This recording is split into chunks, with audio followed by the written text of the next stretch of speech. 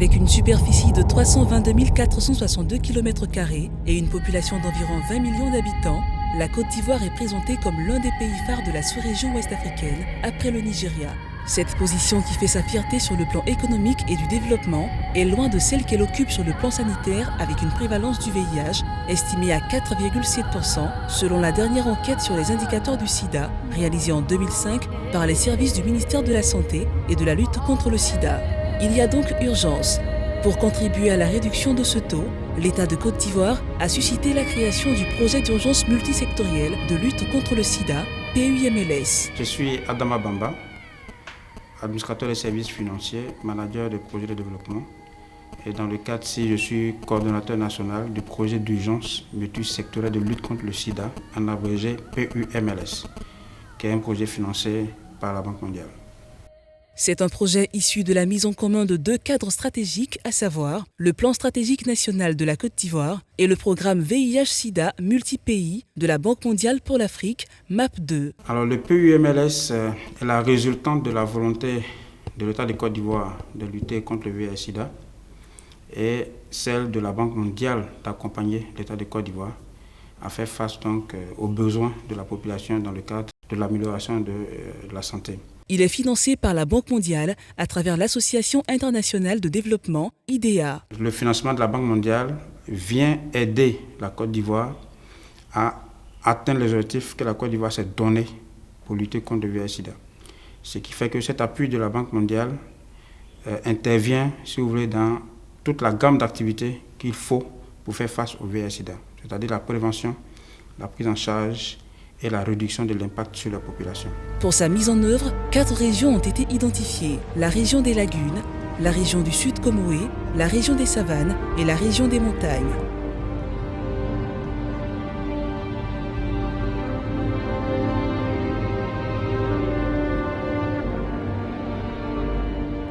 Je suis M. Sina Zakaria, coordonnateur régional du PUMLS pour le compte de la région des savanes. Nous intervenons dans la région avec 11 ONG. Des ONG qui ont pour charge donc d'intervenir au niveau de la prévention, de faire du dépistage et de faire la prévention au profit des professionnels du sexe. Je suis Mat Ngoran, coordonnatrice de la région des montagnes pour le compte du PUMLS. Les domaines prioritaires, c'est surtout les actions en faveur des bénéficiaires directs, que sont les PVVIH et les OIV, et les groupes fortement vulnérables, que sont les professionnels du sexe, les victimes de violences basées sur le genre.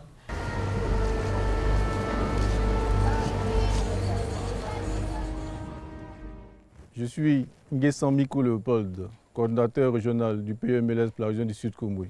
Nous intervenons par le biais de 12 agences d'exécution. Ces agences d'exécution interviennent pour la prise en charge des professionnels du sexe, la PTME, le soin palliatif, la prise en charge des OIV, et également pour toutes les activités de prévention. Je suis Milek Simon Stéphane, coordinateur régional du PUMLS dans la région des Lagunes.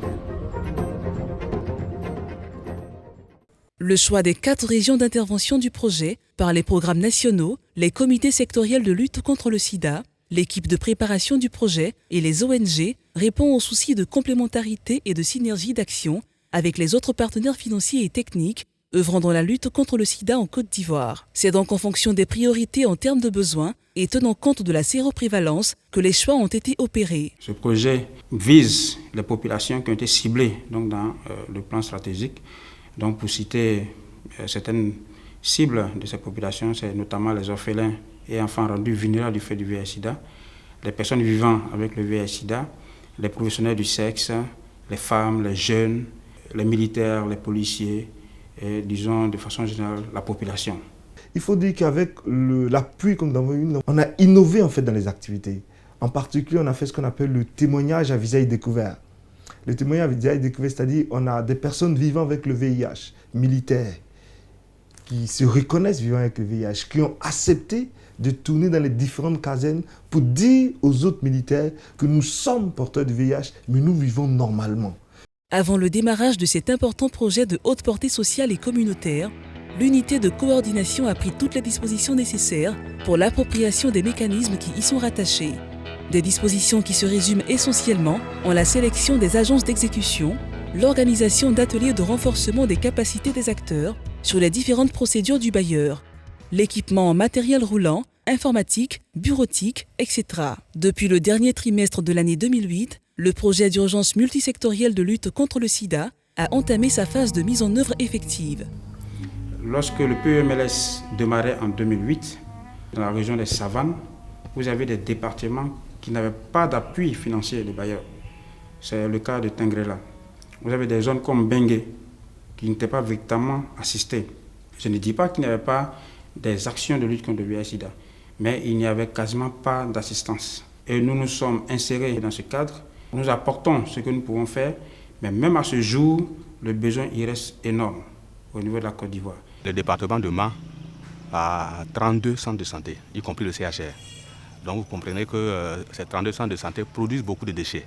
Tous les déchets donc, seront désormais incinérés dans ce bel outil que le PEMLS a voulu bien nous offrir à travers la Banque mondiale.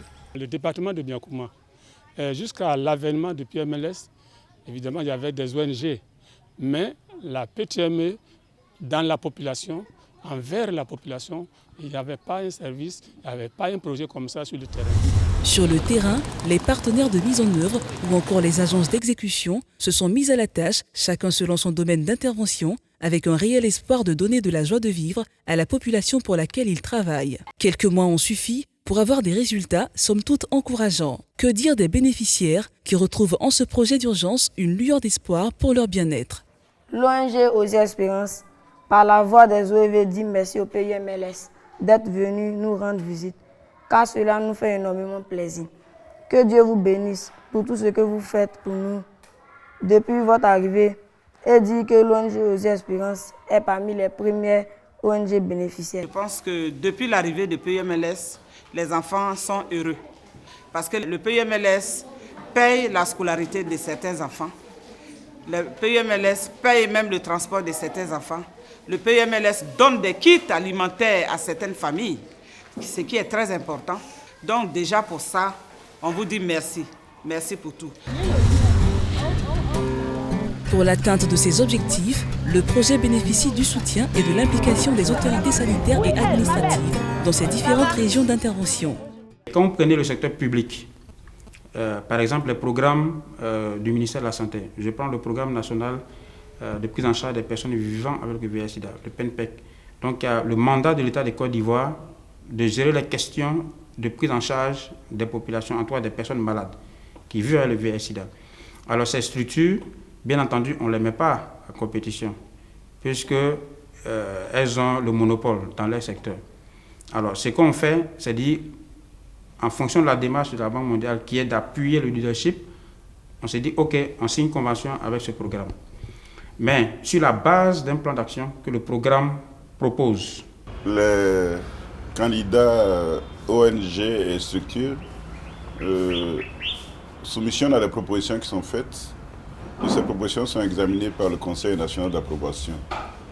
Ce conseil a des critères d'appréciation qui sont objectifs parce qu'on choisit non seulement des projets qui sont en conformité avec le plan stratégique national pour qu'il n'y ait pas de duplication dans les activités, mais également choisir des structures qui ont les capacités gestionnaires et programmatiques et qui peuvent réaliser au mieux ces propositions-là.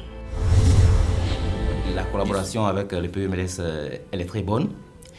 Il faut savoir que c'est un projet qui est dans toutes nos régions pour compléter déjà les activités de ses collègues ONG qui étaient déjà sur le terrain depuis quelques années. Notre relation consiste essentiellement en ce que la structure PEMLS finance certaines de nos activités concernant le VIH, particulièrement les réunions de coordination et de supervision. Effectivement, le PEMLS est en collaboration avec le district sanitaire de Korogo.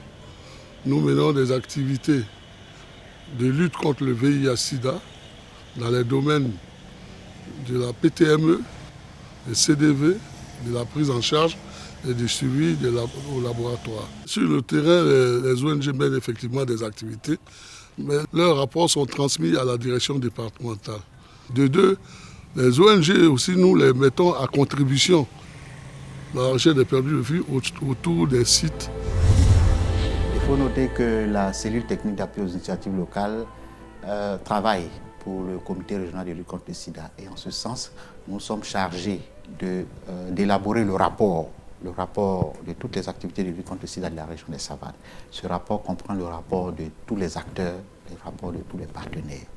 Et en ce sens, le PUMLS, chaque fois qu'ils élaborent leur rapport annuel ou leur rapport mensuel, nous le font parvenir, ce qui nous permet de prendre connaissance de leurs activités, de prendre connaissance des actions qu'ils mènent sur le terrain. Le projet d'urgence multisectoriel de lutte contre le sida, PUMLS, financé par la Banque mondiale en Côte d'Ivoire, a atteint dans sa mise en œuvre sur le terrain sa vitesse de croisière et a produit des résultats au-delà des espérances. On retiendra entre autres quelques résultats significatifs tels que le dépistage de plus de 170 000 personnes, la prise en charge d'environ 12 300 personnes vivant avec le VIH et de près de 17 000 orphelins et enfants rendus vulnérables du fait du VIH. Le traitement antirétroviral offert à plus de 2300 personnes infectées par le VIH et enfin, près de 3 millions de préservatifs distribués, dont plus d'1,6 million à l'endroit des professionnels du sexe. Nous travaillons avec les PS et de temps en temps avec les MSM, qui sont les homosexuels, mais qui ne sont pas de notre cible. Notre cible même, c'est les PS et leurs partenaires fixes. C'est avec eux qu'on travaille. Avec l'appui du PUMLS, nous sommes installés à Adiaké de façon permanente. Sinon, nous faisions le travail en stratégie avancée. Nous pensons que dans une certaine mesure, nous avons atteint les 70% des objectifs qu'on s'était fixés.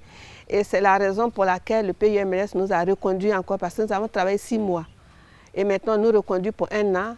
Et vraiment, je croise tous mes 10 doigts pour qu'on nous reconduise encore pour le reste du temps qui reste. Ce matin, nous avons choisi de venir mener une activité de masse, une activité de sensibilisation de masse sur les IST VIH-Sida au sein de la grande gare de Koko, parmi la cible qui n'est autre que les routiers. Je dis, qu'est-ce que tu en sais du préservatif? Maintenant, comment on porte le préservatif? Bon, le préservatif nous protège qu'on appelle du sida, oui, et aussi des MSS. Oui. Voilà. En général, ici, chez nous, on dit le capote. Oui. Capote, on porte le capote. Oui. Bon, si tu as ça, vraiment, bon, si tu te protèges ça avant d'aller faire des rapports, oui, bon, c'est que tu évites déjà le sida, oui, avec beaucoup de maladies. Quoi. Oui. Voilà, par rapport à ça, on prend le capote. Dans la semaine, 2 à 3 fois, les jeunes passent pour nous parler de PNS financé par la Banque mondiale contre le VIH-Sida. Pour nous donner le concret du sida, comment éviter le sida et comment ne pas avoir le sida. Normalement, quand je viens en mission de supervision, de suivi et de coaching, c'est pour non seulement vérifier les données, vérifier les justifs, mais vous savez que chaque mois, ils nous envoient un tableau de bord qui trace un peu les activités qu'ils ont planifiées. Et donc en fonction de ce tableau de bord, moi je peux repérer des activités qu'ils sont en train de mener et puis faire une visite surprise sur le terrain pour voir un peu la méthodologie qu'ils utilisent. Mais pour en arriver à ces résultats, que de difficultés. Des difficultés pour accéder à certains sites, dues généralement au mauvais état des routes et des pistes. L'une des difficultés majeures, c'est l'accès. Nous avons une grande zone importante qui n'est pas aujourd'hui touchée, la zone Toura Nord, parce qu'il n'y a pas de piste. Entre autres difficultés, il existe des difficultés d'ordre administratif qui n'ont pas allégé la tâche aux agences d'exécution sur le terrain. La perfection n'étant pas de ce monde, je pense que les partenaires rencontrent un certain nombre de difficultés sur le terrain, liées un peu à la discontinuité des appuis financiers que ces organisations reçoivent. La première difficulté, c'est les intrants. Il faut se dire qu'aujourd'hui, à Korogo, pour avoir les intrants pour faire le dépistage, c'est vraiment difficile. Il y a beaucoup d'avantages que nous avons reçus, mais il y a eu des difficultés. Et les difficultés, nous avons les arrêts intempestifs de financement. Et puis, nous avons aussi le fait que les primes sont un peu modestes. Et puis, nous avons aussi les ruptures des dotations au niveau des préservatifs qui étaient prévus sur les différents projets. Il y a une difficulté majeure aussi. Il arrive par moment que le parent qui prend en charge l'enfant décède du fait du VIH-Sida. Et pour que nous puissions rentrer en contact avec cet enfant-là, puisque en Afrique ici, les enfants, dès que le parent décède, c'est l'oncle ou bien c'est un parent éloigné qui s'occupe de cet enfant-là.